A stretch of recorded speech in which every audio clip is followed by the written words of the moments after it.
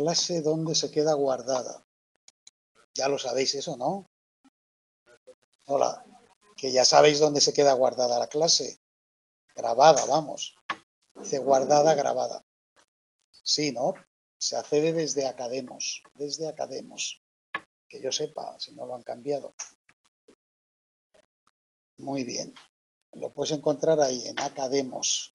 Entras en la asignatura, ¿vale? Y desde ahí te conduce tanto a los foros que gestionan el equipo docente como al plan que tenemos de temas por día y las grabaciones. Bueno, a ver,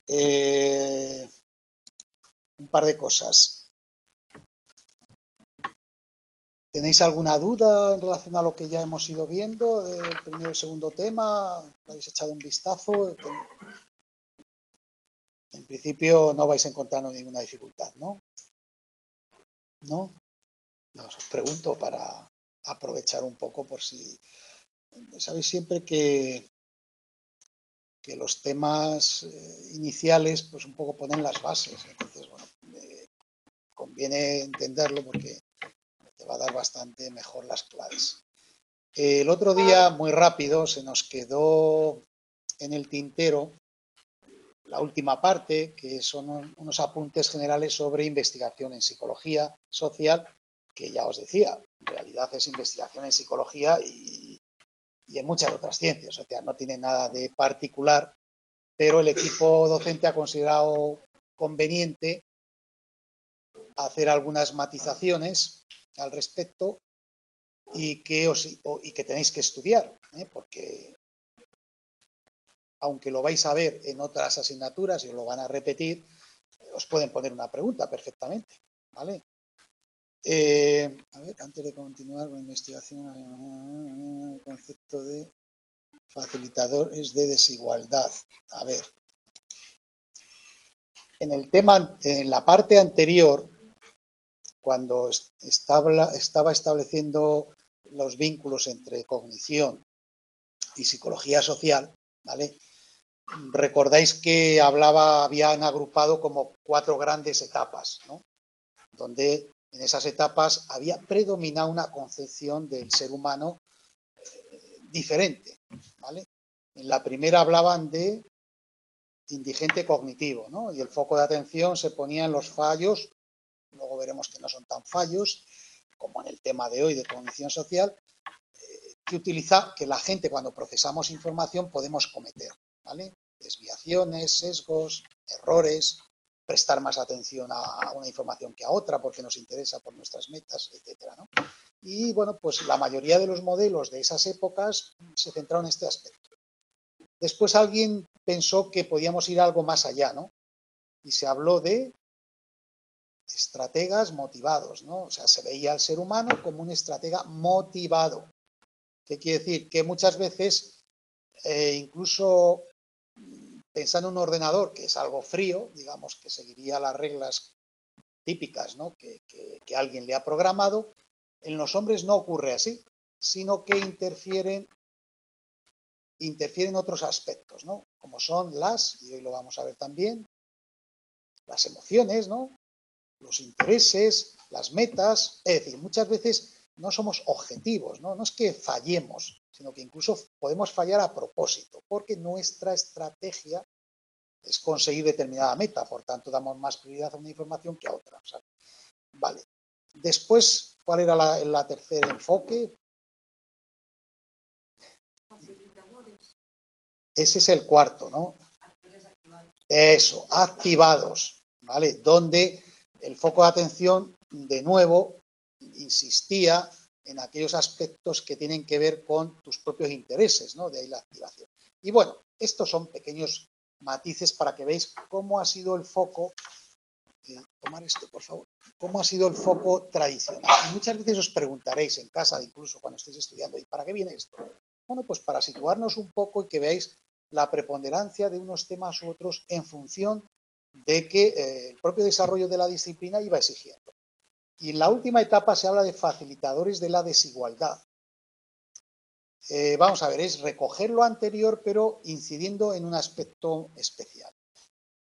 consciente o inconscientemente, desde el núcleo familiar, y por supuesto según va ampliándose al de los amigos, colegio, los pares, que son, digamos, con aquellos con los que compartes más o menos edad, y todas esas influencias, directa o indirectamente, consciente o inconscientemente, facilitan la desigualdad. Eso es lo que quiere decir. Es decir, pensar, por ejemplo, la educación, y que todavía se recibe en las propias familias.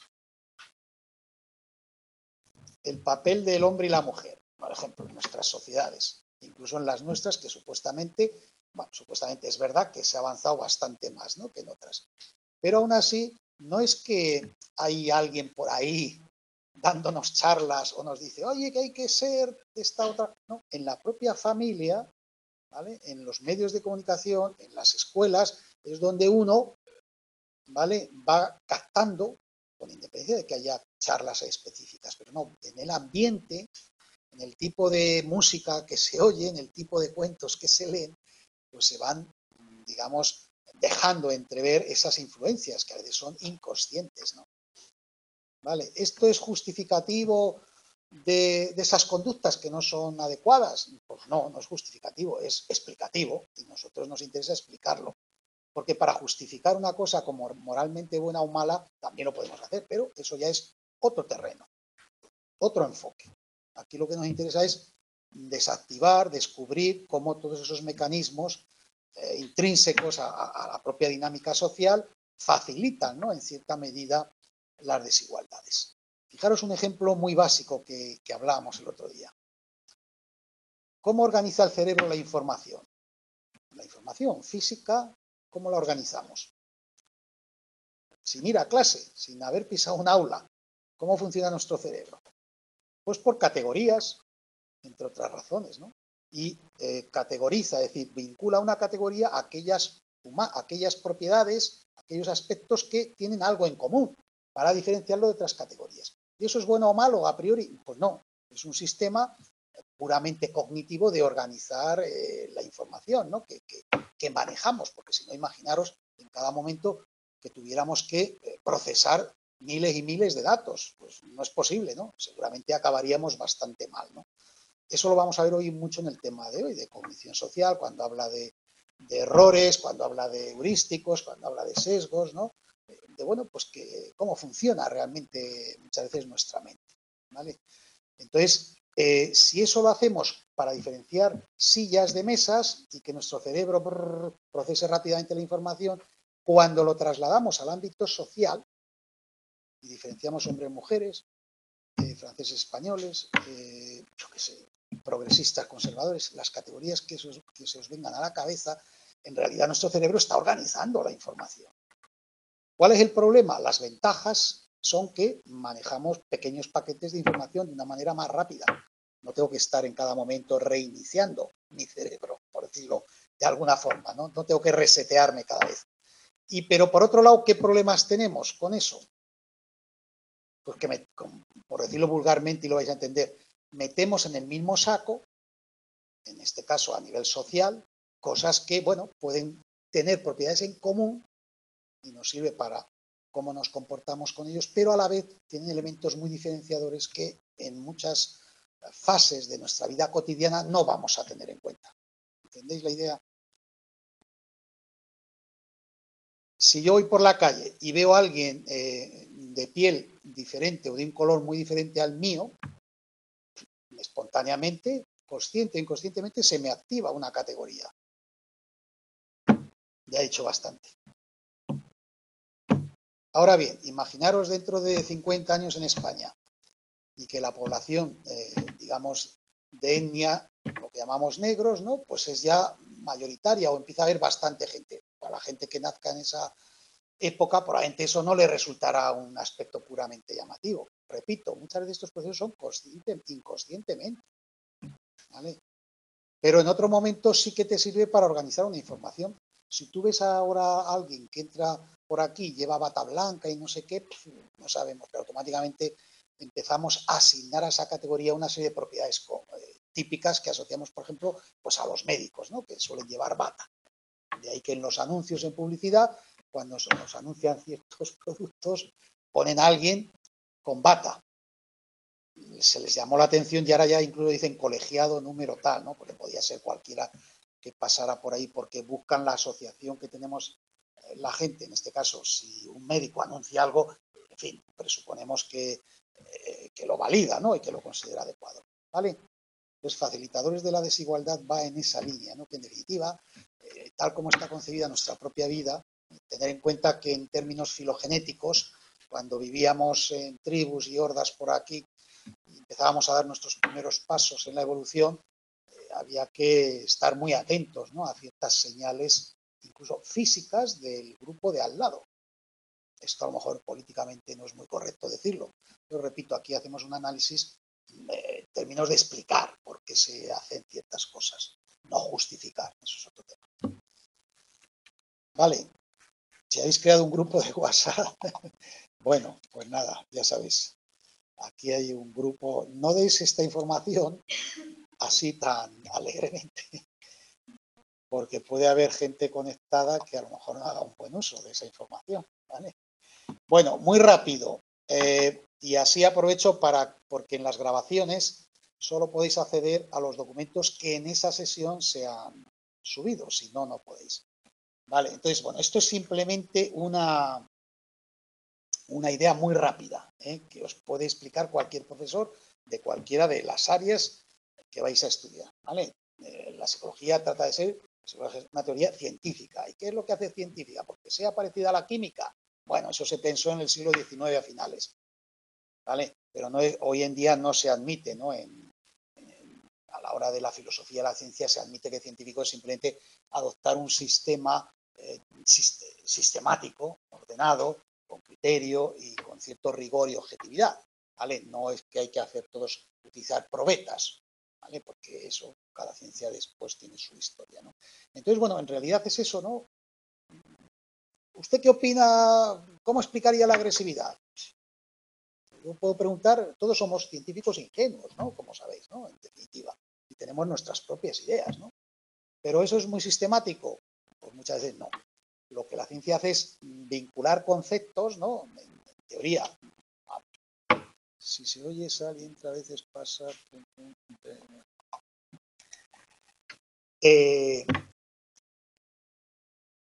La agresividad yo la puedo explicar atendiendo a simplemente razones de tipo personalidad. A lo mejor antes de los 2 primeros días que habéis tenido psicología social habíais dicho, pues sí. Ahora ya no os lo perdonaría que dijerais que sí, ¿no?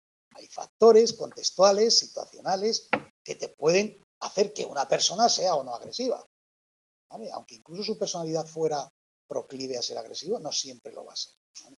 Entonces, bueno, pues, las teorías buscan eso, una explicación completa, no parcial, ¿vale? Entonces, en ese sentido, por ejemplo, en agresión, pues se habla de diferentes aspectos sociales, físicos, ¿vale? Y sobre todo una teoría lo que le distingue de otras es que formula hipótesis y se moja, decimos. Mojarse significa poner la prueba para que otros te digan, esto no vale para nada, oiga, la hemos replicado y su teoría mejor le dé la vuelta y piense en otra cosa, porque esto no vale para nada. Pero hay gente que solo especula y nunca se atreve a hacer hipótesis. Entonces, cualquier teoría buena tiene que tener, formular hipótesis. Otro tema muy claro es la definición operativa. No me voy a detener. ¿Qué es definición operativa? Agresión es una definición abstracta o operativa. Abstracta es un concepto. ¿Y qué es operativo? Pues el número de palos que le ha dado una persona a tal, o en fin, yo qué sé, operativizar. Si no operativizamos, se hace muy difícil investigar. Por eso veréis a lo largo del curso cientos de experimentos que nos van citando y a veces os llamará la atención. Y esto claro, ¿cómo mido yo, cómo entiendo yo, mido la agresividad de alguien? Sí, lo puedo hacer por otras teorías, ¿no? Más de corte observacional y bueno, a especular y hacer una descripción. Pero en cuanto me acerque un poco al método experimental, tengo que definir operativamente para saber que eso es agresión frente a otras cosas que no son agresión. ¿Vale? Aunque a otros autores les pudiera parecer que eso es agresión. En la ciencia se operativiza, se concreta. Vale, los métodos fundamentales son experimentales y no experimentales. Y diréis, ¿y cómo se hace esto? ¿Y por qué elijo yo un método experimental o no experimental? Pues por distintas razones, ¿no? Es decir, hay unas muy básicas, hay variables que no las puedes dividir. O sea, tú puedes ser hombre o mujer, más las variantes que ahora se puedan dar, pero no puedes decir, soy de hombre un 5% y de mujer un 95%, o cosas así, ¿no? O, por ejemplo, si eres de etnia, yo qué sé, magrebí, pues es distinta de la etnia subsahariana. Y eso no se puede manipular. En fin, hay razones de tipo, incluso biológicos, que hacen que eso no lo puedas. Pues tienes que elegir otro método. Los experimentales sí que puedes reflejar o hacer variaciones sobre una variable concreta, ¿no? ¿Vale? Bien. Sobre todo lo que más nos interesa es que hay algunas características propias más de unos métodos que de otros. ¿Alguno habéis estudiado ya algo de esto de estadística? Igual, también habéis visto algo. Vale, entonces, en los métodos no experimentales, sobre todo es eso, ¿no? Que, bueno, pues observas, haces correlaciones. En los experimentales, sobre todo, lo que divide es que tú controlas los grupos. Quiero probar una pastilla para ver si es buena para el constipado y tengo que crear dos grupos para probarla. A uno se la doy y a otro no. Y además, ¿con qué condición construyo esos grupos? Cojo, los primeros 50 que pasen aquí, los otros 50 aquí. Bueno, podría ser, pero tengo que asegurarme de que sea aleatoria la muestra. Es decir, puedo meter la pata y en un grupo poner a todos los más sanos y en otro llevarme a todos los más enfermos. Entonces, como no controle la distribución aleatoria de los sujetos, claro, me puede salir, fíjate qué pastilla más buena. Claro, es que al grupo que no se la dio estaban todos enfermos. Y al que se la dio casi todos son gente que está en muy buena salud, pues claro, le ha salido un porcentaje. Por tanto, no está legitimado para decir que la causa es su pastilla. Puede ser simplemente que ha distribuido mal los grupos en donde ha hecho su experimento. ¿Vale? Pues esto, pensar que es también para cualquier estudio que aquí nos planteen. Hay tres grandes, digamos, métodos para estudiar y recordar también una instrucción, una frase que se utiliza, pluralismo metodológico. ¿Qué quiere decir eso? Y cuando tú lo enfocas de esa forma, significa que el mismo problema lo tratas con experimentos, con estudios correlacionales, con estudios observacionales. ¿Por qué? Porque en la medida en que con distintos métodos valides o le des fuerza a algunas hipótesis, más relevante y más fuerza tiene tu teoría. ¿Vale? Es muy común hoy en día eso, ¿vale? Utilizar diferentes métodos para estudiar el mismo fenómeno, ¿vale? Se llaman experimental, correlacional y observacional. El experimento, acordaros, no quiero detenerme mucho, sobre todo la variable independiente y dependiente. Si yo quiero probar si una pastilla es buena para eliminar la depresión, frente a otras pastillas, ¿cuál es la variable independiente? La pastilla, que es lo que yo varío, ¿vale? Y le doy diferentes valores. En uno tienes un tipo, en otro es otro, en otro un placebo sin más. Placebo sabéis que son pastillas que realmente no tienen ningún efecto, ¿no? Pero se les dice a la gente que se la dan, a ver si se creen. Y a alguna gente sí, les das una pastilla, le dices que es para antidepresión y funciona. En estos casos lo de placebo significa generar un grupo de control para ver si efectivamente los efectos se deben a la pastilla o a la sugestión que ha creado el hecho de creer que te están tratando, ¿no? Una depresión. Y la variable dependiente, claro, mido si una persona después de pasar por el valor de la variable dependiente está deprimido o no está deprimido. Esto, aunque no es muy complicado, os va a facilitar entender, sobre todo ya he mirado algunos capítulos que han cambiado en relación al año pasado algo, y en muchos, por ejemplo el de cognición social, os reflejan muchos y describen con amplitud algunos de los experimentos que citan para apoyar el que se dé un cierto sesgo, por ejemplo, ¿no? Y hay algunos que incluso en mi criterio pues, son demasiado explícitos, ¿no? Describen con mucho detalle el experimento. Bueno, pues para que veáis cómo en todo se crean varias condiciones, se le somete a cada grupo a una condición y se ve si se dan un efecto u otro, ¿vale? Y entonces esto es un tema claro, ¿no? Independiente y dependiente. Otro tema es la asignación aleatoria, eso que hemos dicho. Si vas a probar la agresividad en función de una serie de características, asegúrate que no metes, por ejemplo, en un colegio a todos los niños más agresivos, en teoría, en un grupo y a los menos agresivos en otro. Entonces, ¿vale? Asegúrate de hacer una distribución aleatoria, es decir, que tanto los poco, mucho o nada agresivos estén distribuidos de manera más o menos igual en cualquiera de los grupos. ¿Vale? Eso no es difícil de entender. Y el control significa, ¿vale? Pues cómo manipulo yo las variables de tal forma que los resultados del experimento no se deben a otras razones, a variables extrañas de otro tipo. Es decir, cómo diseño, qué tipo de estímulos hago, ¿no? Para que no interfieran en los resultados que yo quiero probar. ¿Vale? Entonces, bueno, pues ahí tenéis algunas variables extrañas que podrían condicionar, por ejemplo, el experimentador, el investigador, sin darse cuenta, por la forma en que explica un experimento, da las instrucciones, puede estar transmitiendo una idea que el sujeto inconscientemente cree que es la que está buscando. Y entonces, sin darse cuenta, los sujetos contestan en una dirección determinada. O mezclas algún aspecto en las instrucciones que tergiversa y no consigues que los sujetos se metan en la situación, ¿no? Porque, y entonces, claro, los resultados ya no son debidos a la variable independiente y sus valores, sino a variables extrañas que han condicionado los resultados. Sí. El priming, que luego sale más a menudo, lo vais a entender muy fácil. Os voy a poner un ejemplo que todo el mundo... Priming es imprimir de alguna forma, porque es difícil traducirlo al castellano directamente, pero como imprimir. Entonces, yo puedo crear en ti, imprimir en ti, sin que tú seas consciente de esa información, una información previa. Y luego someterte a una situación, a una tarea y ver qué efectos tiene. ¿Os acordáis? ¿Habéis oído hablar de la publicidad subliminal? Pues ya lo tenéis claro. En la publicidad subliminal te lanzan un mensaje que te llega a tu mente, pero tú no eres consciente de haber recibido esa información.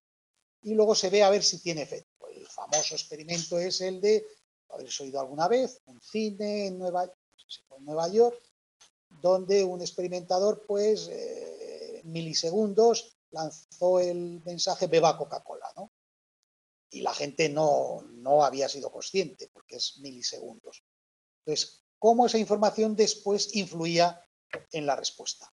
En este caso, la variable dependiente era ir después al mostrador y ver si ese día, comparando con muchos otros, acordaros la ley de los grandes números, os explicarán en estadística, la fiabilidad de los resultados siempre viene determinado a partir de unos números grandes. Si nuestra muestra es de 5 sujetos, los efectos, probo una pastilla en 5 sujetos, mira, me ha salido que cura, hay que aumentar, ¿no? Porque la tendencia en los... No, la probabilidad, en teoría, sí es un 50 y un 50 cuando lanzas una moneda. Pero si lanzas una moneda de solo 5 ensayos y te salen 5 caras, dices, la sexta seguro que sale cruz. Pues no. Te podrá salir también de nuevo cara. Dice, hombre, ¿cómo es posible? Sí, porque la probabilidad está en parte matizada en función del número de ensayos. Cuanto más ensayos haya, más se autocorrige y al final efectivamente sale a un 50% el lanzamiento de monedas. Bueno, pues la publicidad subliminal es el tipo ejemplo de una práctica de priming, ¿vale? Pero hay muchas, ¿no? Que de otro tipo, que no tienen nada que ver con eso, ¿no? Si yo provoco en alguien la asociación entre un estímulo desagradable y la cara de un personaje, por ejemplo, en temas de prejuicios se estudia mucho, ¿no? No, yo no tengo prejuicios, ¿no? Sabéis que la gente, la mayoría no tenemos prejuicios, o decimos que no tenemos, ¿no? Pero entonces hay estudios indirectos para medir que sí que tienes prejuicios. Claro, si te lo preguntan directamente, hombre, sí hay algunos poquitos, ¿no? Que abiertamente lo reconocen. Pero hay mucha gente que socialmente no está muy bien visto y obviamente no vas por ahí presumiendo de que tengas prejuicios normalmente, ¿no? Entonces, ¿cómo se adivina si esas personas realmente tienen prejuicios? A través de pruebas indirectas, donde él no se le pregunta abiertamente, no sabe lo que se le está midiendo, ¿no? Entonces aparece una palabra desagradable con una cara, imaginaros en España, de un gitano. Y ¡pruf! Rápido, no lo ves. Y luego te sale directamente una imagen, imaginaros de, bueno, pues no sé, sí, de un gitano o de un payo, ¿no? Y te dicen que asocies, pues no sé, una palabra agradable, bienestar, salud. Bueno, pues muchos sujetos hacen una asociación lenta en relación a cuando es de su etnia, a la hora de, por ejemplo, asociar estímulos positivos con una cara determinada o estímulos negativos con una cara determinada, cosa que no sería normal. Alguien dice, ¿y cómo es que retrasa su asociación? Pues porque al final no la hace, lógicamente no la es porque está pensando y le pillas un poco desprevenido y sí que tarda más en asociar una cosa positiva con una etnia sobre la que tiene prejuicios o menos en una negativa. Bueno, el priming es eso, imprimir una información que no uno es consciente de ella, pero sí y para ver cómo te condiciona después tu conducta en ciertas situaciones que te plantean, ¿vale? Bueno, esos son distintas fórmulas para experimentar y luego hay experimentos de laboratorio y de campo. ¿Cuál es la diferencia sobre todo? La de laboratorio lo dice la propia palabra, es algo más artificial. Tú generas una situación artificial. De hecho, una de las críticas que se hacen en experimentación, en psicología, en particular en psicología social, es que eso no representa el mundo real. Y el psicólogo social dice, es que no pretendo crear una situación experimental en laboratorio que represente el mundo real. Lo que intento sobre todo es que los sujetos crean que están en una actividad real, pero yo ya sé que no, y tengo mis matices a la hora de generalizar esos resultados fuera del laboratorio. Y en campo sí que diseño un experimento. ¿Qué ventajas tiene? Pues que se me escapan algunos detalles. ¿Cuál sería un experimento de campo que ya os menciona por ahí en algunos, si habéis leído el tema 1 y el tema 2? Experimento de campo. Yo controlo la situación, es decir, asigno a dos grupos condiciones diferentes, por ejemplo, pero es de campo, o sea, que es real, o sea, no traigo aquí a dos grupos de alumnos, no. Me voy a dos clases reales, por ejemplo, el centro de aquí y el de Jacinto Verdaguer, ¿vale? Y a cada profesor le digo que emplee un estilo distinto y lo entreno. Y vosotros no sabéis nada. Por ejemplo, el efecto Pigmalión. Y vengo yo aquí y digo, a callar, no se os ocurra preguntar, no sé cuánto. O entreno otro estilo para crear una atmósfera. Y creo otra muy diferente en el otro grupo, que es real, por eso es campo, porque es real, no me los invento, no es artificial, ¿vale? Y veo si esa atmósfera que creo tiene unos resultados en una variable dependiente. Por ejemplo, ¿cuál elegiríais? Por ejemplo, exacto, haría un examen a ver si estos aprenden más que los otros con un método u otro. O la satisfacción sería otra variable dependiente, por ejemplo, ¿vale? ¿Qué ocurre? ¿La aleatoriedad está asegurada? Bueno, podríamos intentar estudiar a ver si el grupo de alumnos de Jacinto es muy parecido al vuestro. Es decir, en parte. Bueno, sí, pero el principio de aleatoriedad lo que sugiere es que cuando hagas una distribución aleatoria distribuyas por igual las condiciones de los alumnos en este caso. No, no es que en Jacinto Verdaguer son todos mayores de 60 años. Bueno, oiga, ¿y qué pasa? ¿Tiene usted algún prejuicio contra los mayores? No, pero efectivamente la edad puede ser un factor que condicione los resultados de aprendizaje, pues claro, pero podría haber otras. La de que en una van más mujeres y en otros menos, podría.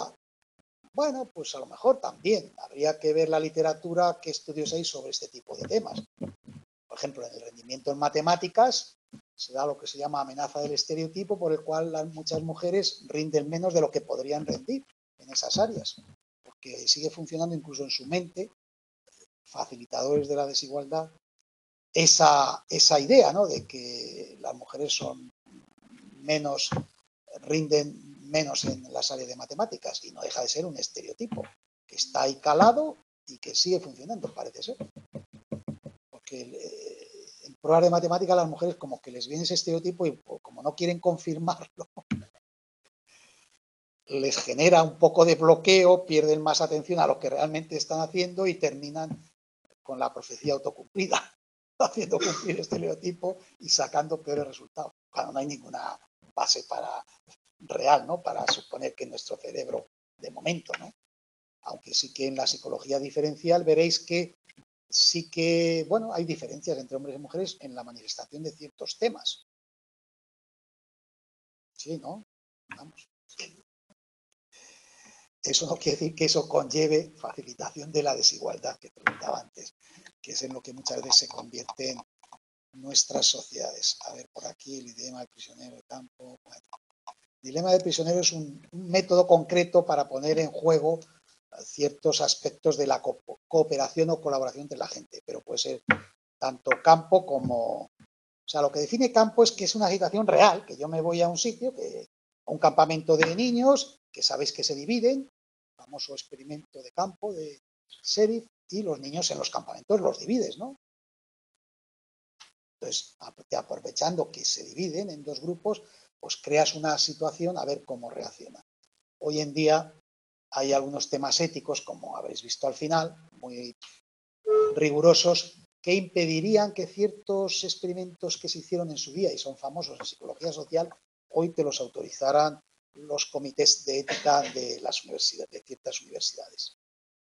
Entonces, el prisionero sería experimento de laboratorio. Pues generalmente va a ser de laboratorio. Porque creas una situación artificial donde les das unas instrucciones a unos sujetos para que hagan no sé qué y les vas, pero la creas tú, es proceso. No aprovechas una situación real para hacer un estudio, ¿vale? Bueno, el control es menos efectivo, siempre se te pueden escapar, ¿no? Algunos detalles, ¿no? Y luego hay siempre algo que veréis más adelante en psicología que se llama el papel de las variables mediadoras y por eso luego algunos experimentos se van complicando y se crean grupos donde no solo hay una variable independiente, sino más de una. Porque como psicólogos recordar que causa-efecto, eso de A causa B, generalmente se va a dar en pocas situaciones. Va a haber generalmente variables mediadoras que influyen en B. Pongo un ejemplo, ya veremos muchos más. Si yo os digo a mayor inteligencia, mayor rendimiento académico, ¿qué me diríais? Eso es mejor dicho, no siempre. En el 100% de los casos, no, pero en un porcentaje elevado, sí. Pero nos quedaríamos con una explicación incompleta, porque descubro que hay algo que los psicólogos hemos llamado motivación, que puede influir y mediar el rendimiento académico. ¿Sí? No hay una relación directa. Es la lección que debemos sacar. ¿Sí?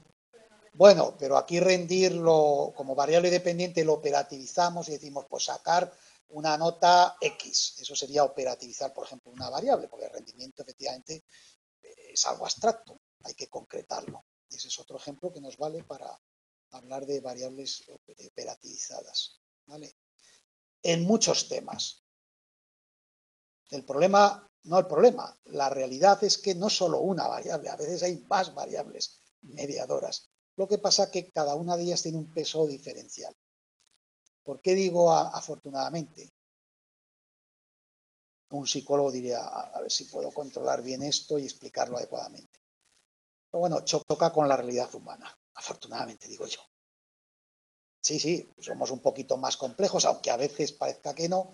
Y en psicología social veréis cómo es muy común el efecto de conformidad, ¿no? De conformarnos, decíamos, a aquellos grupos en función de qué contextos que nos interesa, ¿no? Seguir la corriente, aunque seamos los más inconformistas del mundo con un montón de cosas, pero con nuestro grupo, oye, a ciegas, totalmente, ¿vale?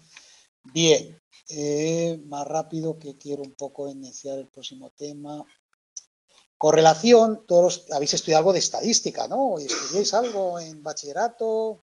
Poquito, pero vamos, se habla continuamente de correlación. Correlación no es causa-efecto, eso es experimentación. La correlación lo único que nos dice es la fuerza mayor o menor o nula que existe entre dos variables.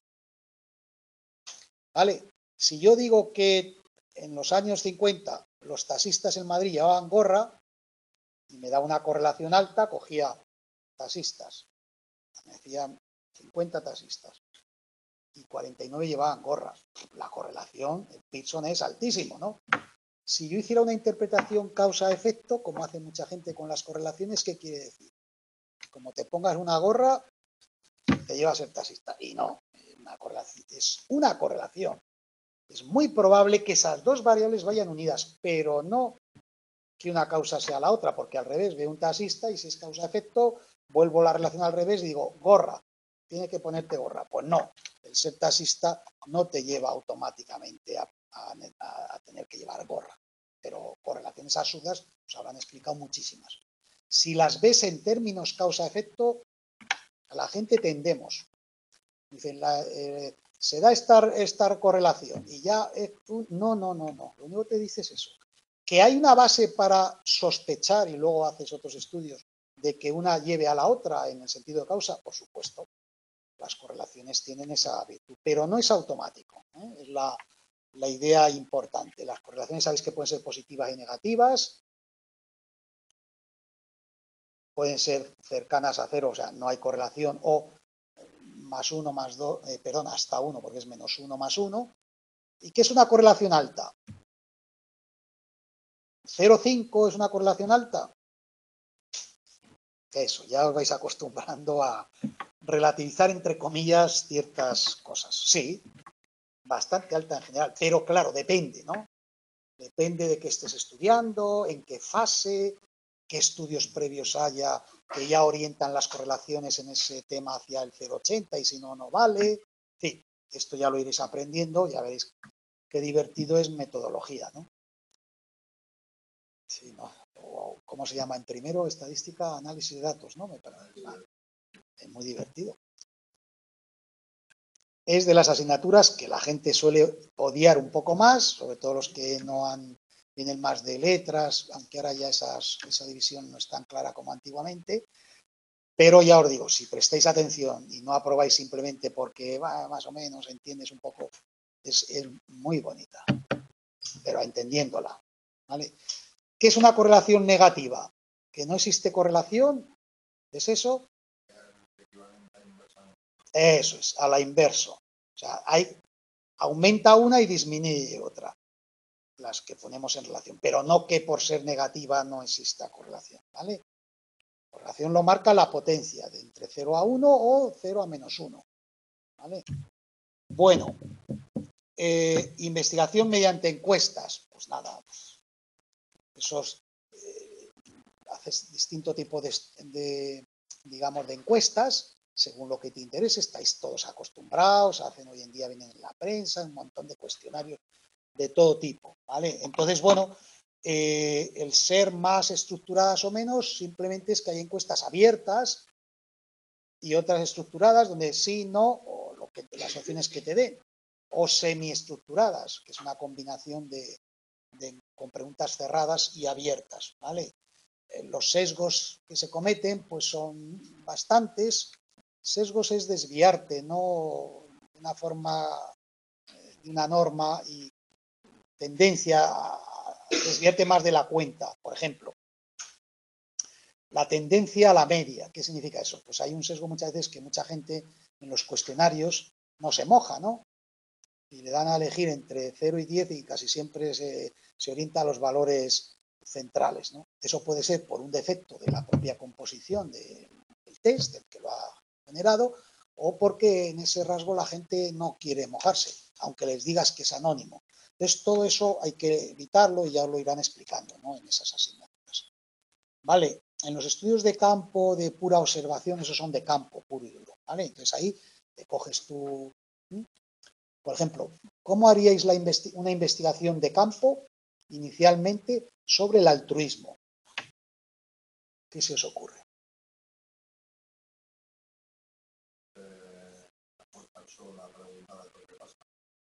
¿Y qué le preguntarías?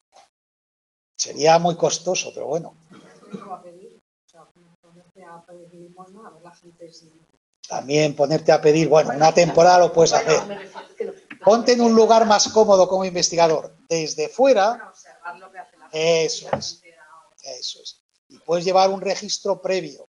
Hombre, mujer, edades, si viste esta tal cosa, y vas a hacer un estudio inicial sobre qué tipo de gente da ayuda o qué no.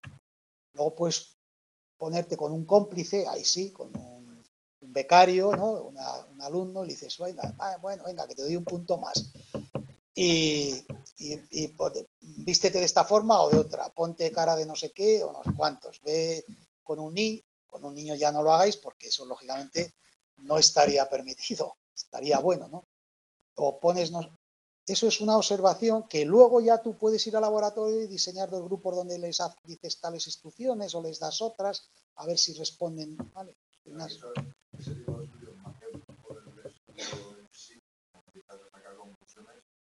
Muy útiles para preparar otros estudios. Generalmente eso es, generalmente muchas veces se utilizan como preparación. Pero desde esa idea, decíamos, metodología plural, ¿vale? Pues bueno, pues puedes combinar, ¿no? De hecho, veréis que muchos estudios que menciona aquí va mezclando, ¿no? Distintos métodos, ¿no? Para darle más potencia. Pero inicialmente, sobre todo en temas de ciertas características, es mejor plantear unos estudios iniciales de corte más cualitativo. Y luego esta, que os gusta mucho y que ahora os lo haría ya la inteligencia artificial, los programas esos, los chat GP o como se denominen, que han salido varios, sería esto, ¿no? Que es un tema muy complicado de aprender, se necesitan años para interpretar adecuadamente textos, vincularlos, extraer de frases hechas de una conversación un sentido, categorizarlos, ¿vale? Pero bueno, ahora ya puedes meterlo, puedes coger 50 entrevistas de una persona, imaginaros conocida, ¿vale? Y las metes en un programa de estos que previamente has categorizado tú, claro, los programas no, y puedes reclasificar y darte claramente unas directrices, ¿no? Sobre algunos aspectos que denotan las respuestas de, por ejemplo, una persona en 50 entrevistas que ha recogido durante su vida, ¿no? Pero bueno, esto hay gente que lo hace, ¿vale? Y que lo puede estudiar, ¿no? Hay un organismo, no sé cuál es, que analiza el texto, por ejemplo, de ofertas de trabajo que hacen las empresas para ver qué grado de diversidad de género tiene. Se llama análisis de contenido y luego pues tú tienes que preestablecer qué tipo de textos los consideras una unidad o no, en fin, hay detalles, ¿no? Importantes y que además es complicado, ¿no? Aprender a hacer este tipo de técnicas, ¿no? Y también es útil, ¿vale? Aquí os pone bueno, pues algunas preguntas, ¿no? Vamos, algunos ejemplos. Dice, bueno, el tema de la prejubilación, ahí os viene un detalle de cómo se investigó este tipo de temas, sobre los sentimientos que tiene la gente que se prejubila. Y luego ya puedes hacer estudios más correlacionales, ¿no? Donde vincules edad con tipo de profesión, pero previamente pues haces unas entrevistas con gente que tú sospechas o has leído, ¿no? Que tiene ciertas características, ¿vale? Bueno, esto más o menos os va interesando, ¿no? Estoy aquí extendiéndome. El metaanálisis, es meta, siempre que se pone meta es el superanálisis, el análisis del análisis, ¿no? En metaverso, pues ahí es meta universo, ahí han quitado el uni, bueno, que es ir más allá todavía, ¿no? Bueno, es muy rápido, porque os lo explicará. Esto es coger 200 investigaciones, imaginaros, ¿no? De 200 experimentos sobre la influencia de la motivación en el rendimiento académico, ¿vale? Y a través de técnicas estadísticas, ¿vale? Ir aplicándole sobre cada uno de esos estudios y al final obtener un resultado final que se llama el efecto principal, para ver si en todos esos estudios que son dispares, con distintas muestras, no siempre con las mismas variables dependientes a la hora de valorar rendimiento, imaginaos uno matemáticas, en otro un rendimiento general, en uno universitario, en fin, en distintos países, imaginaros, ¿no? Un superanálisis a través de una técnica estadística, ¿no? Donde se ve el tamaño del efecto. ¿Qué significa el tamaño del efecto? Si yo he descubierto que efectivamente la motivación determina en gran medida el que un nivel de inteligencia se traduzca en un rendimiento, ver si ese efecto, que yo lo he obtenido elevado, si lo hago con 200 estudios, sigue siendo efecto elevado o no. O descubro que en muchos otros no es tan fuerte, no es tan intenso. ¿Entendéis la idea? Es una técnica que algunos, si el día de mañana lo vais a ver, en más os lo explicarán, y si os dedicáis algún día a investigación, pues tendréis que aprenderla, ¿no? Se utiliza en medicina, en todas las áreas ahora mismo, ¿eh? El superanálisis, digamos, ¿no? ¿Vale? Y entonces se ve el tamaño del efecto. Oiga, en 2 estudios aparece, pero en 20, en los otros 20 no aparece esto, algo raro pasa, ¿no? ¿Vale?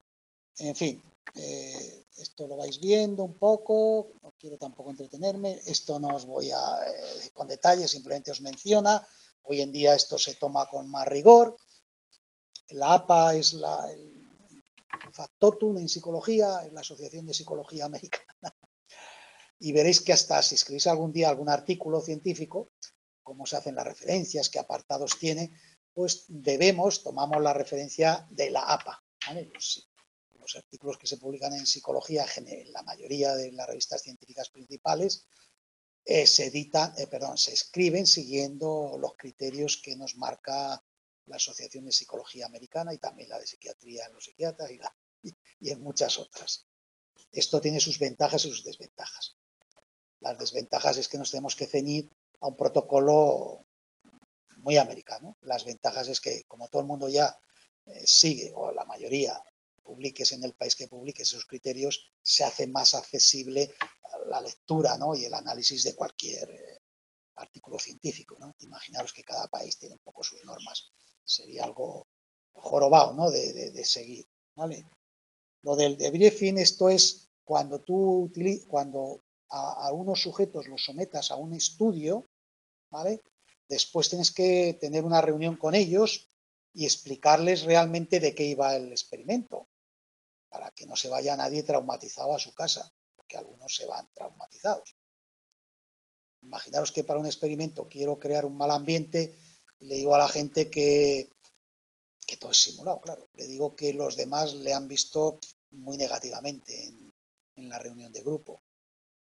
Pues la gente se puede decir, madre mía, así soy yo, así me ve la gente. Entonces tienes que explicar después, ponerle, mira, el experimento iba de esto, realmente hemos creado una situación simulada para que os la creáis, porque claro, si no hay un cierto realismo mundano, es decir, que se parezca a la realidad, pues tampoco la gente entra, ¿no?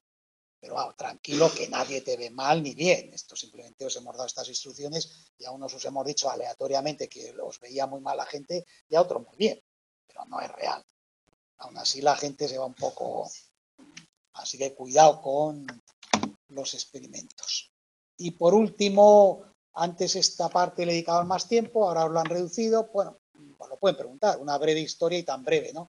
¿Qué tipo de temas predominaron en cada época de la psicología social, ¿vale? Desde el primer experimento famoso que siempre se cita, que se llama el experimento de facilitación social, para poner, digamos, para estudiar de manera sistemática, no algo que pensamos o creemos, sentido común, que cuando hay más gente, influye en tu rendimiento, ¿no? Y a alguien se le ocurrió, pues eso, ¿no? Tirar de una cuerda o otros experimentos, ¿no? Donde, por ejemplo, te ponen a pedalear una bici solo o a pedalearla con más compañía, 1, 2, 3, variables independientes. Y se veía que cuando estabas solo, frente a cuando estabas con gente, pedaleabas más o menos. Menos. Pero luego vienen los matices, ¿no? Siempre que hay más gente, uno, por ejemplo, rinde más. No siempre. Depende qué tipo de motivación provoque el que estén los demás. Si los demás, claro, ya me alargo, te llevan a que pongas en juego aquellas habilidades mejores en ti, pues claro. Pero, como se pongan en juego aquellas habilidades en las que no eres tan bueno, en la presencia de otros puede generarte que bajes incluso tu rendimiento a hacerlo individual. Bueno, ya lo veréis, es un tema. Por eso se llama facilitación social. Y dice, oiga, ¿y qué tiene que ver esto, acompañar a alguien que simplemente está rodando una bici, a luego en la realidad cuando trabajamos varios. Bueno, efectivamente, no son situaciones similares. Pero a nivel teórico vamos generando una teoría de cómo podemos explicar situaciones de facilitación social o de holgazanería social, que es su contra. ¿Qué significa holgazanería social en este discurso que estamos haciendo? Si facilitación social provoca que rindas a veces más, pues a veces cuando hay más gente uno puede escabullirse y decir esto es para otros, ¿no? Yo me voy a aprovechar y no das lo que en sí deberías. Bueno, estos son formas de luego de ir construyendo teorías, ¿vale? En 1940 Lewin y Festinger son los dos grandes factotum de la psicología social, ¿vale? Kurt Lewin y Festinger. ¿Habéis oído la teoría de la disonancia cognitiva alguna vez? Que ahora hasta unos años en boga, que es cuando a la psicología social sale por ahí un poco en los medios, ¿no? La disonancia cognitiva. Bueno, pues Festinger fue el teórico que la elaboró y que, bueno, ya os lo explicaré, bueno, porque ha sido la Segunda Guerra Mundial, surgió otro tipo de problemas, dice la gente, ¿y por qué surgen los temas? Bueno, van vinculados históricamente. La psicología social, tener en cuenta que está muy pegada al terreno. Entonces, los sucesos históricos que suelen ocurrir en ciertas épocas marcan un poco la atención de los investigadores, ¿no? Y el conformismo, por ejemplo, fue un psicólogo social de origen alemán, judío, que había emigrado a Estados Unidos cuando la época nazi, ¿no? Y la pregunta que se hacía es cómo tanta gente, pues claro, la gente nazis, había un grupo, claro, pero luego había mucha gente alemana que no era nazi, pero bueno, diríamos hizo la vista gorda o se plegó un poco, ¿no?, al ambiente, ¿no? Y se conformó. Entonces empezó a desarrollar la teoría del conformismo, ¿no? De cómo la gente nos conformamos a veces, ¿no?, a la visión principal que predomina en una sociedad en un momento determinado, por no desentonar, por no sentirte señalado, ser excluido socialmente, aunque en ese momento nadie realmente te pegue o te premie, ¿no?, o te castigue o te premie. Bueno, en fin, cada época un poco. En la segunda mitad del siglo XX, actitudes y procesos cognitivos, lo que vamos a ver ahora, condición social, el siguiente tema de los procesos de atribución, es decir, cómo explicamos las causas del comportamiento de la gente, ¿vale? Pues ahí es donde más se desarrollaron, ¿vale? Los temas de la teoría de la comunicación, es decir, cómo consigo yo persuadir a uno para que haga lo que yo quiero hacer. Bueno, son modelos que se utilizan en muchas más ciencias, pero el núcleo surgió en la psicología, ¿no? Todo eso que habéis oído de la fuente, el mensaje, el contenido, ¿no?, el blanco de influencia, todos esos elementos que conforman digamos, el proceso de comunicación, ¿no? Bueno, pues también lo veremos, ¿no? Y bueno, en los 80 se vuelve más cognitiva y, en fin, y hoy en día otras áreas que desgraciadamente pues se va reproduciendo, ¿no? Entonces hay algunas teorías que, de hecho, en psicología, aquí en el área de la UNED, ¿vale?, hay un grupo colaborando con otros psicólogos sociales, alguno americano y tal, que están elaborando algunas teorías que se llama teoría de la fusión de la identidad, que justamente tratan de explicar algunos fenómenos de terrorismo, por ejemplo, el propio de los grupos que se autoinmolan, ¿no?, que les da lo mismo morir por una causa mayor, ¿no?, por el bien de su grupo, ¿no? Sabéis que hay diferentes tipos de terrorismo, claro, ¿no? Algunos sí que hacen terrorismo pero intentan escabullirse, o sea, no ser pillados, y otros les da lo mismo, ¿no? Entonces, claro, hay algunos autores que se han preguntado qué es lo que lleva, ¿no?, a cierta gente y han desarrollado una teoría que se llama fusión de la identidad personal y social, donde, bueno, bajo ciertas características. De hecho, hay un grupo ahora que estaban investigando en esa zona, no sé qué habrá pasado, ¿no?, entrevistando incluso a yihadistas, ¿no?, para que han salido ya de la cárcel, o algunos están en la cárcel, para un poco llegar al núcleo, ¿no?, de lo que hace que ciertos individuos lleguen a ese nivel, ¿no?, porque no todos los que pertenecen a una categoría religiosa de otro tipo llegan a ese nivel, ¿no?, solo un grupo concreto. Bueno, pues para que veáis un poco esa idea de los grupos que empiezan a predominar, ¿vale? Muy bien. ¿Alguna pregunta sobre todo esto que hemos dicho? No. ¿Ha quedado más o menos claro? ¿O resulta asequible? Vale. Bien. ¿Quiénes de vosotros, claro, no los que estáis ahí, habéis echado un vistazo a cognición social? Así al levantar la mano. Vale, no sé si es para hacerme una idea, o sea, muy poquitos, ¿no? No, es para un poco, a la hora de explicaros algunas cosas, pues tampoco repetirme, ¿no? Más de la cuenta o incidir en algún aspecto. Cognición social. Ya sabéis, ya hemos hablado de cognición social.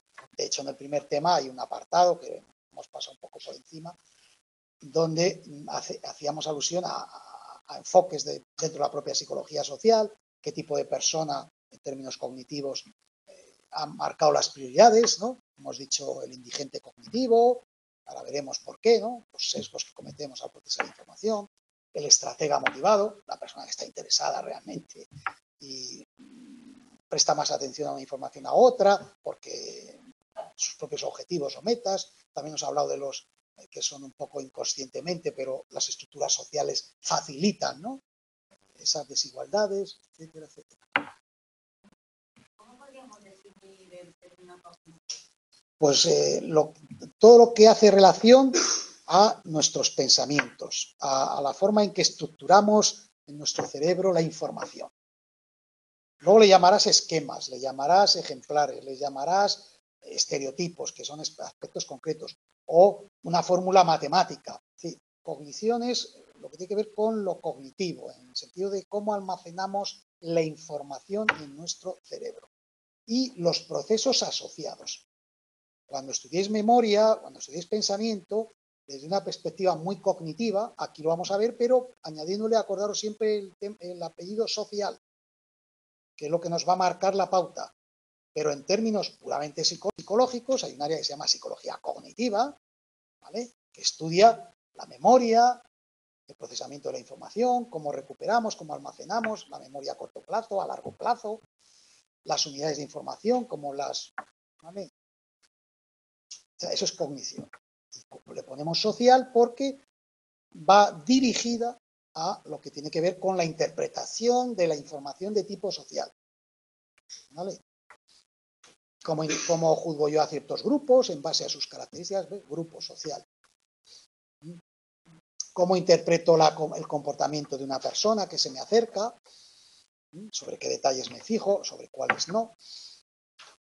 Entonces, en definitiva, vais a tener varias asignaturas que van a profundizar en el tema cognitivo y que algunas tendrán que ver luego con el área educativa. Y cuando estudiéis temas de dislexia o cosas de este tipo, pues lógicamente os explicarán cuál puede ser su origen y por qué el cerebro procesa de una forma incorrecta o no cierta información o confunde por la lateralidad la B con la P, y eso ya incluso enlazará con temas puramente biológicos, que algo os explicarán fundamentos biológicos, ¿vale? Es decir, ahí ya iréis viendo con más detalle. Pero cognición es todo lo que hace alusión a los procesos de procesar información, almacenarla, generar unidades de pensamiento, memorizar, extraer de la memoria esa información. Eso es un término general, ¿vale? Bien, entonces, bueno, dentro de esa línea que decíamos, ¿cómo nos coordinamos con los demás? Pues intentando explicar el comportamiento. Es decir, hacemos continuamente juicios, ¿no? ¿Me interesa relacionarme con esa persona o no? ¿Le hago caso a tal o cual persona o no? ¿Cómo juzgo la relación de no sé quién? ¿Vale? ¿Cómo, imaginaos que sois jefe de un departamento, cómo interpreto la información de los comportamientos de distintas personas que veo? En fin, continuamente manejamos, estamos funcionando, ¿no? Haciendo funcionar nuestro cerebro para dar sentido al mundo, ¿no? Entonces, en ese sentido es en el que incluimos la condición social, ¿no? Por eso, de una manera más resumida, manera en que interpretamos, analizamos, recordamos y empleamos la información sobre el mundo social, ¿vale? Si es sobre otras materias, ¿vale?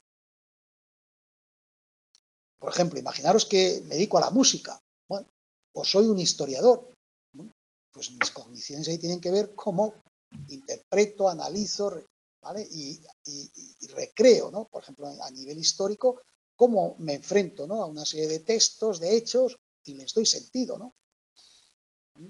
En este caso, tiene que ver con nuestra cotidianidad, nuestra vida con los demás, ¿no? Por eso, porque nos interesa, porque me interesa no meter la pata, ¿no? Cuando me relaciono con alguien y juzgo su comportamiento o quiero tener una relación con él de un tipo o de otro, ¿vale? Sencillo, no os compliquéis. Otra forma así muy genérica de verlo, ¿vale? Entender la cognición también como una perspectiva de estudio dentro de la psicología social. ¿Qué quiere decir esto? Perspectiva. Pues que aunque aquí, en este manual, los autores preferentemente siguen una línea, no todos los psicólogos sociales dan la misma preferencia a los temas y en la forma en la que se tratan. Puede haber un acuerdo general y en otros hay distintas teorías donde, por ejemplo, todos los más vinculados al conductismo, pues no le dan tanta fuerza, ¿no?, a las explicaciones de tipo cognitivo. Realmente esto muchas veces, ya lo veréis en Historia de la Psicología, no deja de ser unas disputas de carácter académico, ¿no? Con el tiempo, las distintas escuelas van integrando, ¿no? Y apoyándose unas a otras, ¿no? Pero sí es cierto que hay gente que toma partido muy claro, ¿no?, en su enfoque sobre la explicación del comportamiento humano, ¿vale? Es, por recordaros, la conducta social está mediada cognitivamente, acordaros, ¿la realidad es objetiva? En estos términos, no. Venía condicionada por la interpretación que nosotros damos. Y el mismo fenómeno, distintas personas, incluso la misma persona en distintas situaciones de su vida, lo reinterpreta de forma diferente. Por tanto, claro que nos interesa, ¿vale? Y esto es lo que vamos a ver un poco. Proceso automático y controlado. La influencia subliminal, ¿qué creéis? ¿Que es más un proceso automático o controlado? Los resultados, automáticos. Te está afectando sin tú haber elaborado previamente. Ah, pues mira, este anuncio es muy bonito, vale, voy a hacer caso. Eso es controlado, porque tú deliberas ese proceso. Automático es a través de una influencia del que tú no eres consciente, recordar siempre eso, primines, tú no eres consciente necesariamente de esa información, ¿vale? Te condiciona a los resultados posteriores, ¿vale? Sobre todo la información subliminal, porque priming hay matices, ¿vale? Pero tú no eres consciente muchas veces que te están estableciendo ya una condición que luego, sin darte cuenta, te va a afectar en los resultados. Vamos a ver lo que llamamos esquemas heurísticos. ¿Qué es un esquema? Lo dice la propia palabra. ¿Qué es un esquema? La forma en que yo organizo cierta información. ¿Yo tengo un esquema de la amistad? Sí, claro. ¿Tengo un esquema de los españoles? Pues claro. No sé si será correcto o no. Luego veremos que, bueno, pero tengo un esquema, me dicen español y automáticamente, depende a quién se lo pregunte, la gente asocia ciertas características o atributos, ¿no? ¿Tengo un esquema de la violencia? Pues sí. ¿Y ese esquema coincide con el de los otros? Puede que sí. En principio, si participamos de una misma cultura, en gran medida sí que coincidimos, pero siempre en porcentajes. No caigamos en la falacia de pensar que podemos, digamos, atribuir a todos los que son de una categoría determinada, hombres, mujeres, españoles, franceses, las características que se suelen atribuir a ese grupo al 100%. Eso se llama falacia ecológica, ¿no? ¿Vale? Pero sí en un porcentaje elevado, porque no tiene sentido. Y además eso nos permite funcionar, que es lo que estamos diciendo. Si a ti te presentan a un ruso, pues lógicamente va a cambiar la forma en la que tú te desenvuelves, ¿no?, con él. Y además va a cambiar ahora distinto de hace 4 años. Fíjate, el matiz temporal, cómo ha determinado que la propia categoría, ya veas a cualquier ruso como que está ahí en Ucrania metido, ¿no? Y juzgues, imagínate, a cualquiera por esa condición, porque pertenece a esa categoría, ¿vale? Errores heurísticos, ¿habéis oído la palabra heurísticos? Más o menos, ¿no? Son trucos, atajos se le llama a alguno, mentales, cognitivos, para, bueno, pues dar salida o resolver ciertos problemas que sería o nos llevaría mucho tiempo y sufriríamos un desgaste cognitivo muy alto, ¿no? Que nos llevaría incluso a acabar mal. En los heurísticos, por ejemplo, si tú ves en un escaparate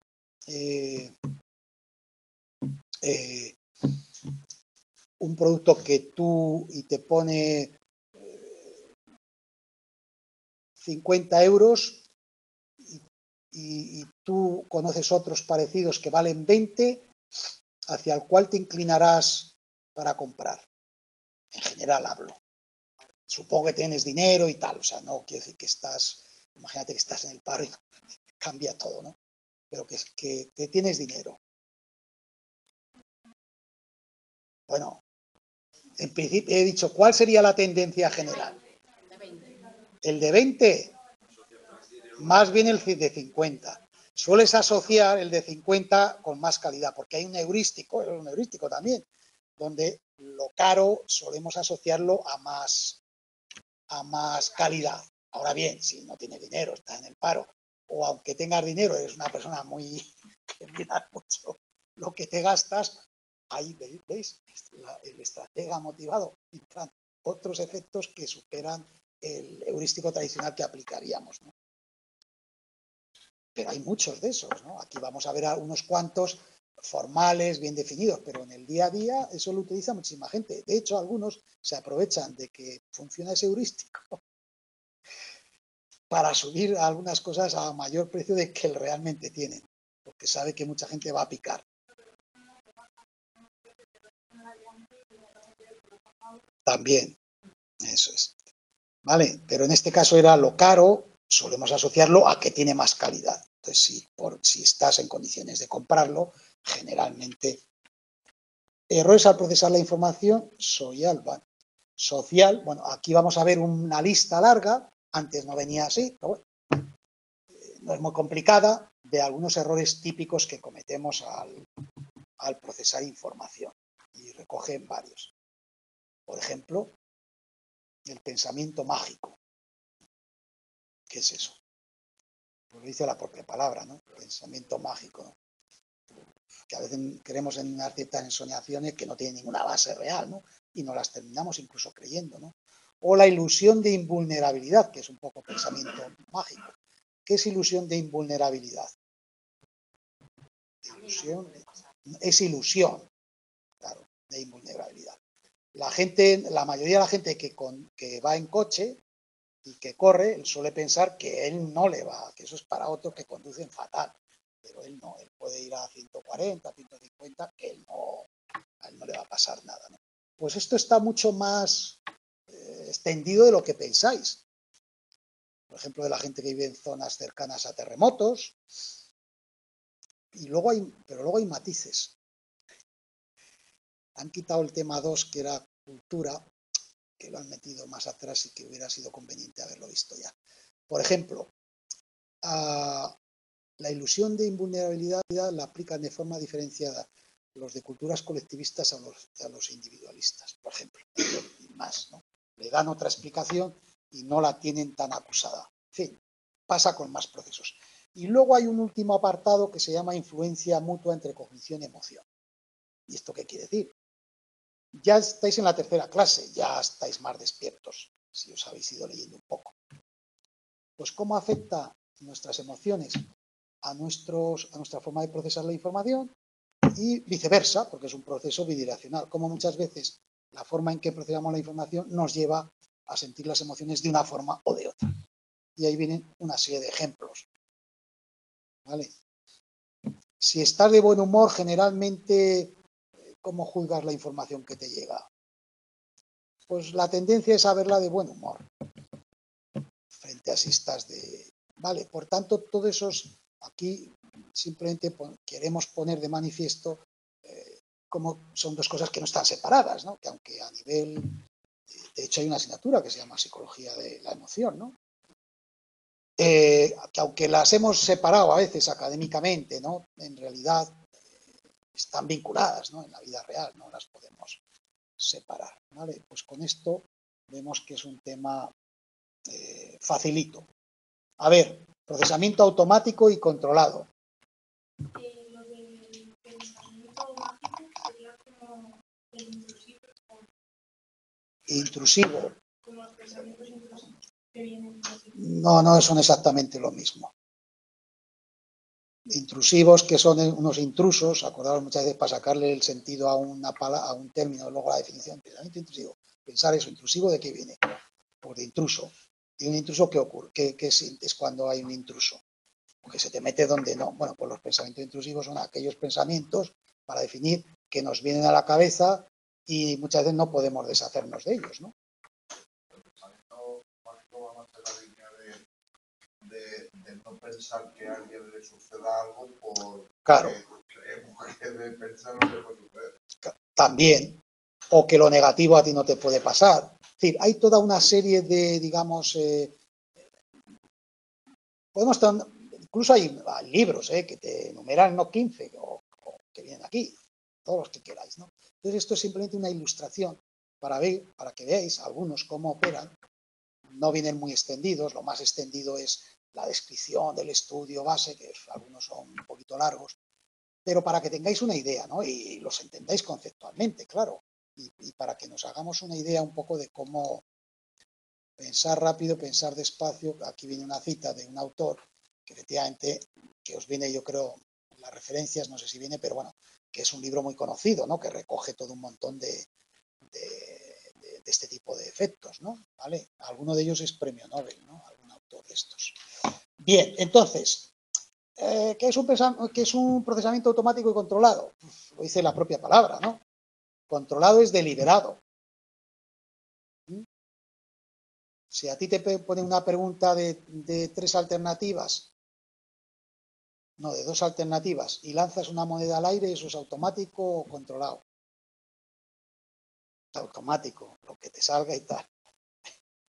Del controlado es que lo piensas y reflexionas, ¿no? Entonces, nosotros, cuando habéis decidido estudiar psicología, habéis seguido un procesamiento automático o controlado. Controlado, deliberativo, con esfuerzo, preguntando aquí, allá, dándole vueltas, a ver si me equivoco, quizás debería hacer más, ¿vale? Pero podría haber sido automático, ¿no? Has hablado con alguien, te ha encantado y has ido al día siguiente sin más. Venga, pum. Por los aspectos positivos que has asociado, ¿no? Va. Bien, luego cuando pagáis la matrícula es cuando os acordáis, ¿no? De este tipo de cosas, ¿vale? Entonces, normalmente los automáticos, ¿por qué son automáticos? Porque has experimentado o has tenido experiencias, es lo que os dice ahí, ir en bici. Claro, te sale automático, no tienes que repasar, a ver, esto cómo se daban los pedales, ¿no?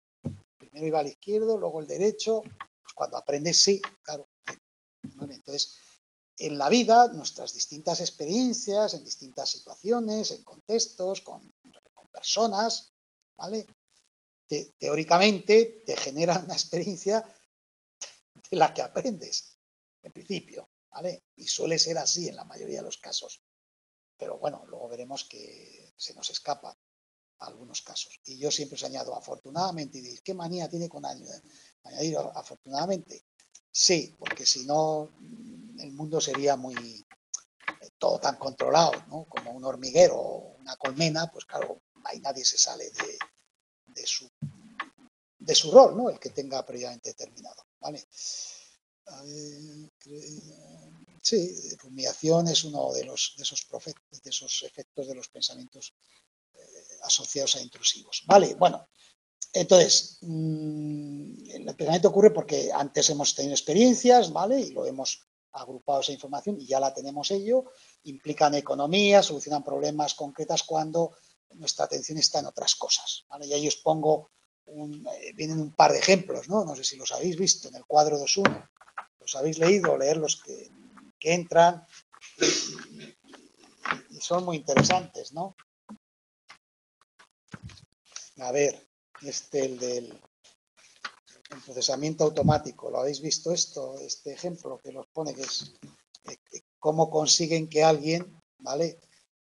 Vea más satisfactoria una situación en aquellas en las que no lo ha pensado demasiado, ¿no? Como diciendo, bueno, muchas veces no le des tantas vueltas a las cosas y si te viene una idea en positivo, seguro que disfrutas más, ¿no? Ese aspecto que si empiezas a darles vueltas del por qué, ¿no? Ha surgido. Bueno, lo leéis tranquilamente. Implica un poco esfuerzo, ¿no? ¿Vale? El framing es enmarcar por qué a veces prestamos más atención a cierta información que a otra. ¿Por qué? Porque tiro de ese esquema y no tengo que estar reelaborando, ¿no? De hecho, en publicidad, no sé si algunos sois de publicidad, ¿sois alguno de publicidad o de marketing?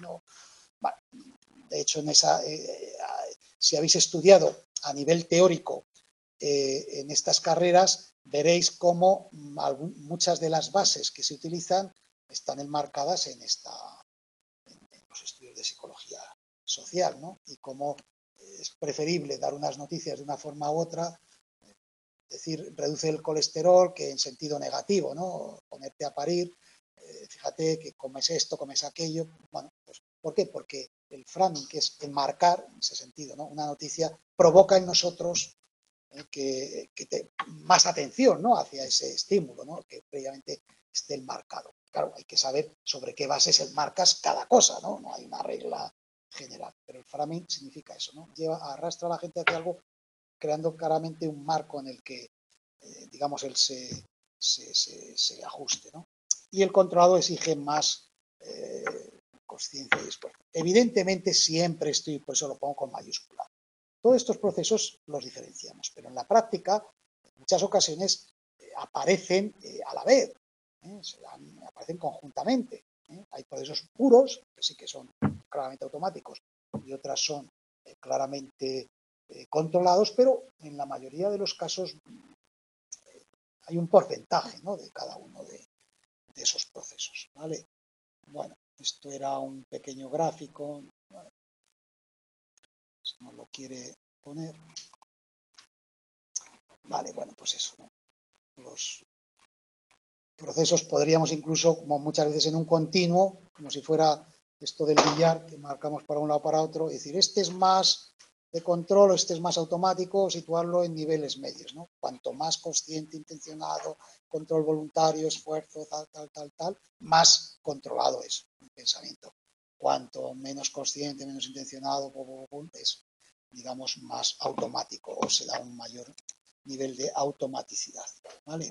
Esquemas. Esquemas, le llamamos esquemas como le podríamos llamar de otra cosa, ¿no? Si vosotros oís la palabra esquema, ¿qué entendéis por ello? Sin mirar ahí.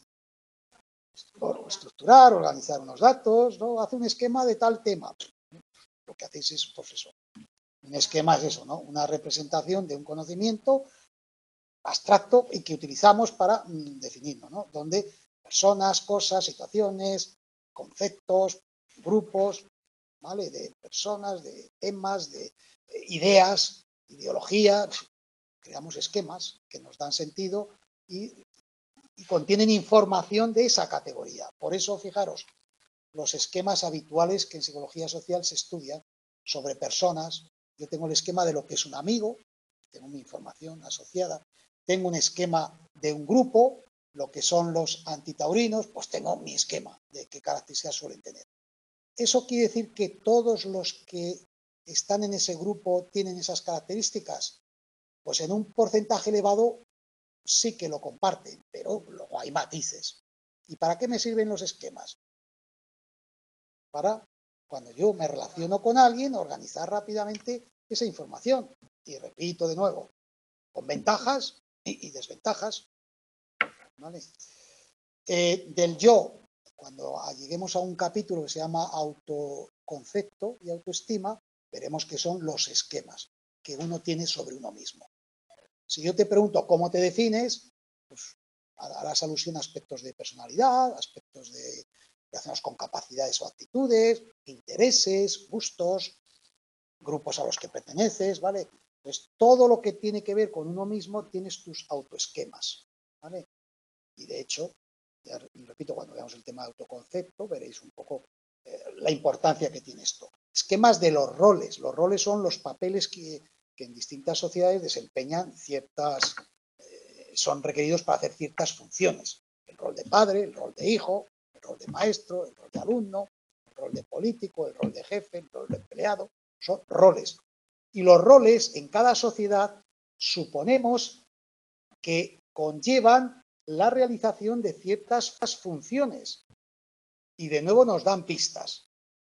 Si yo me dicen que el rol de esa persona es padre y yo soy profesor en un colegio, ¿vale? No es lo mismo que me digan que sea, yo qué sé, un hermano. Cuando yo me voy a entrevistar en una sesión de tutoría, automáticamente, inconscientemente incluso, sin darme cuenta, estoy procesando la información sobre esa persona que tengo de manera distinta a si me dicen que es un hermano del niño que, aunque en teoría los temas a tratar giran en torno a un aspero, ¿vale? Y además, igual me equivoco, ¿no? Y mi rol de padre no coincide con el padre ese concreto con el cual yo me estoy relacionando. También tenemos esquemas de sucesos o situaciones, lo que se llama guiones, scripts. ¿Qué se hace cuando se hace determinada cosa? ¿Qué ocurre? ¿Cuáles son las fases, los procesos? Entonces, bueno, hay algunos que son importantes y otros meramente orientativos. Y abstractos, esquemas de resolución de problemas. Por ejemplo, imaginaros las fórmulas matemáticas que uno puede conocer a la hora de aplicar para hallar no sé qué. Bueno, eso es una resolución de un problema de tipo abstracto, ¿no? ¿Vale? Pero no hay que irse a problemas de matemáticas. Por ejemplo, un esquema abstracto es cuando yo me pregunto, cuando hago atribuciones sobre la causa de que una persona se comporte de la forma que lo hace, ¿no? Que esté muy atento o que no lo esté, que estudie o que no estudie.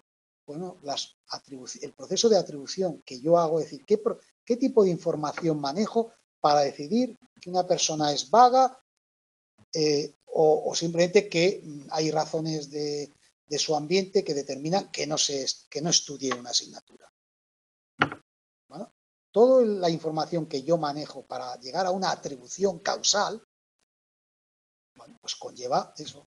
Si lo hace siempre, si lo he visto en otras ocasiones, si lo hace con más materias o no, si todos en esa asignatura nadie estudia o, en fin, tengo que manejar una serie de información que tiene una cierta complejidad y me determina al final mi juicio, ¿no?, sobre esa persona. Es vago, que es una atribución de carácter disposicional, es una característica suya, o hay algún aspecto circunstancial. La asignatura es un rollo, el profesor no te cuento, de cualquier razón que me llevara a hacer una atribución de tipo contextual. Fijaros, si yo hago una atribución personal o contextual, la forma tan diferente que tengo yo de tratar a esa persona o relacionarme con ella. ¿Vale? Bien.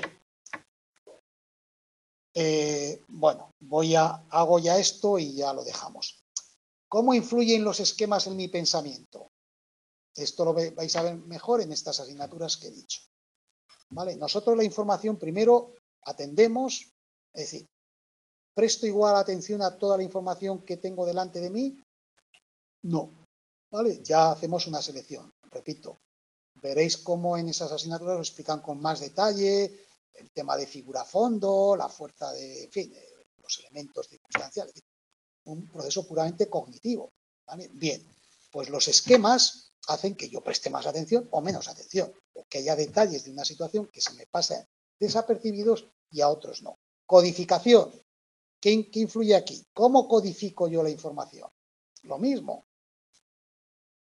Si yo conozco muchos franceses, viajo a Francia continuamente, tengo una idea muy clara, la codificación sobre la categoría francés, lógicamente, no tiene nada que ver con, si sé de los franceses, 4 cosas que me ha contado alguien y lo que he visto en 2 películas. ¿Vale? Trasladar eso no a la categoría nacional, por ejemplo, sino a otras categorías. La de hombre-mujer, la de cuando entran problemas de tipo étnico, con inmigrantes, cuando cualesquiera otras categorías, la fuerza que puede tener, ¿no?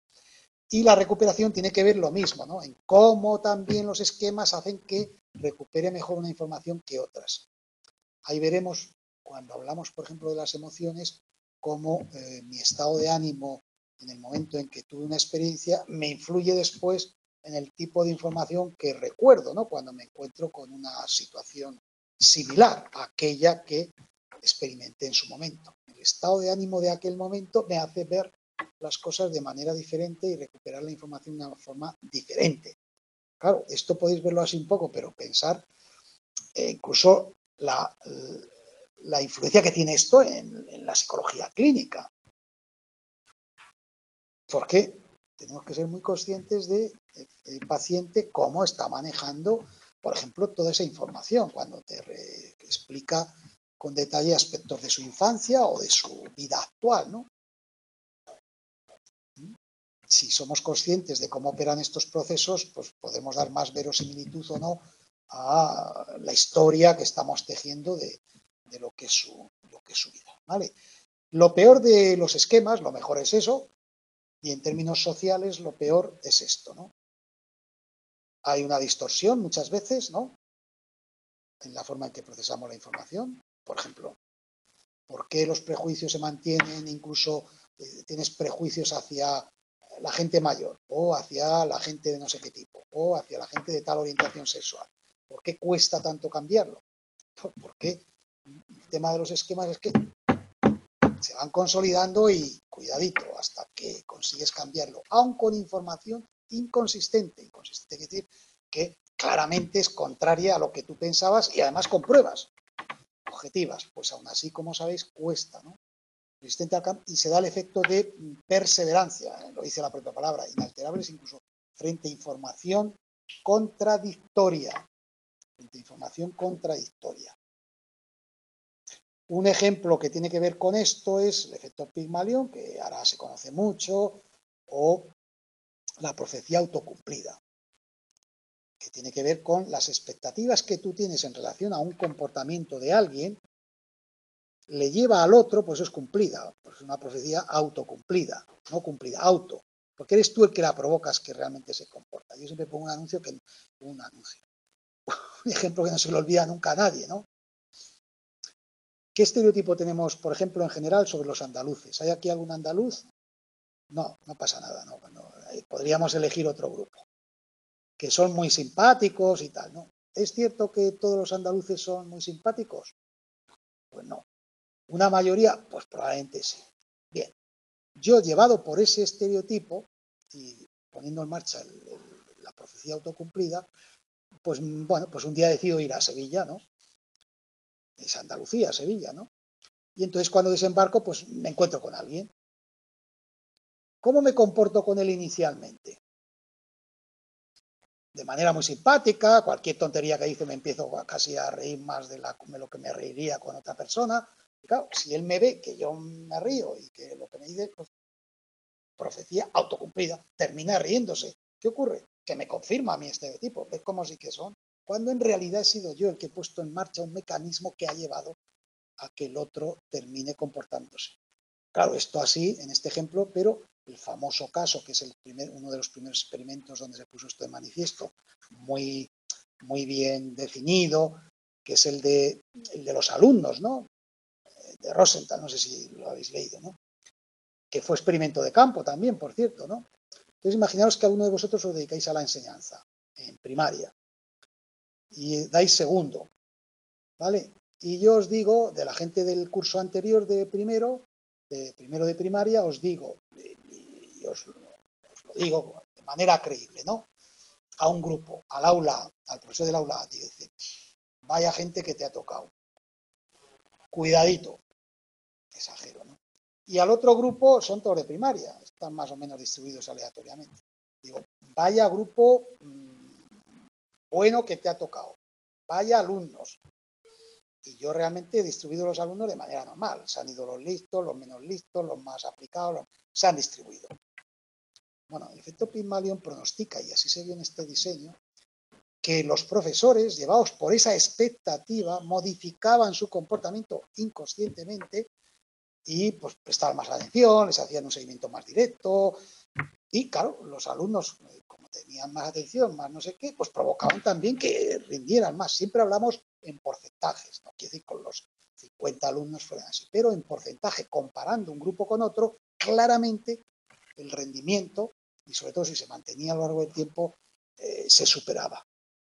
Por ese efecto de la profecía autocumplida, o también que se le llama efecto Pygmalion, que bueno, ya sabéis que Pygmalion viene de un escultor griego, que estaba tan maravillado con su escultura, ¿no?, que le dio vida, ¿no? Y entonces, bueno, pues, en psicología social veréis que se utilizan mucho términos de estos para explicar procesos, ¿no? Queda más bonito, ¿no? Efecto Pigmalión que profecía autocumplida, ¿no? La gente se queda un poco así.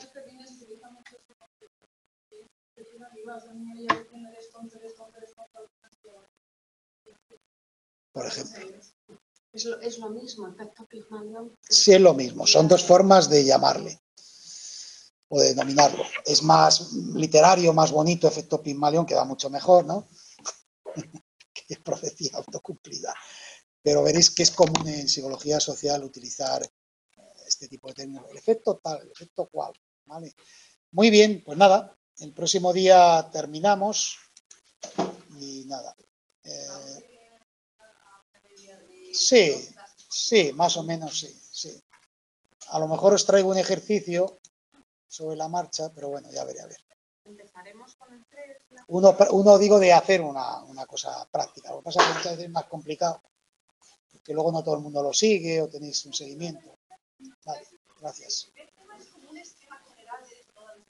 Sí, es una introducción.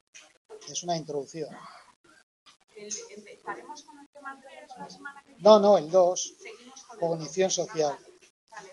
Y a lo mejor os hago algún ejercicio. Vale. Hasta luego.